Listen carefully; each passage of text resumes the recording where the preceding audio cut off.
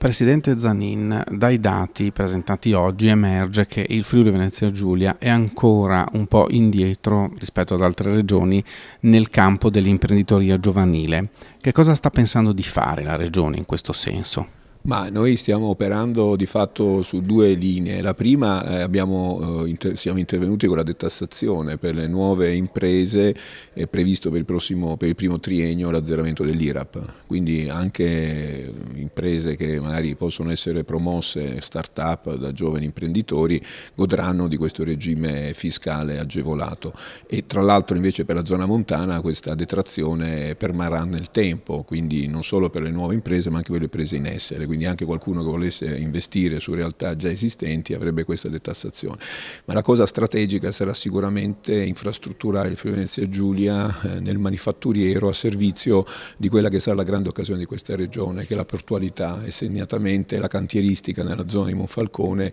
e la portualità di Trieste, che come vediamo se si concretizza la via della seta con luci e ombre, anche su questo dovremo riflettere. Sicuramente il tessuto dietro al porto, dietro alla cantieristica può dare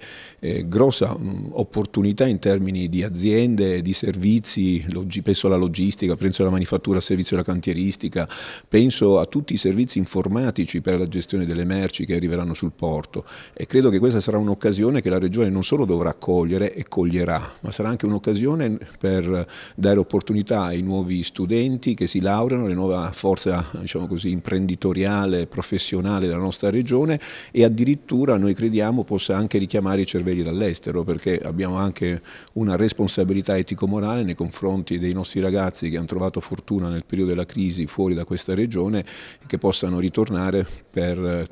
trovare opportunità nella loro regione, perché la classe dirigente, noi sappiamo che una regione cresce quando cresce la classe dirigente. Sempre secondo questi dati è stato sottolineato che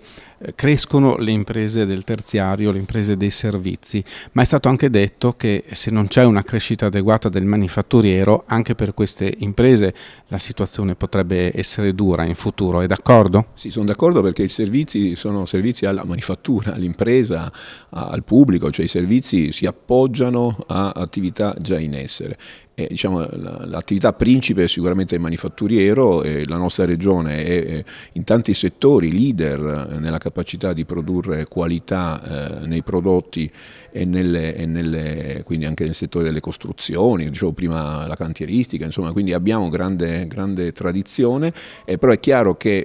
il manifatturiero, che è la sostanza, la spina dorsale della qualsiasi tipo di produzione, deve essere in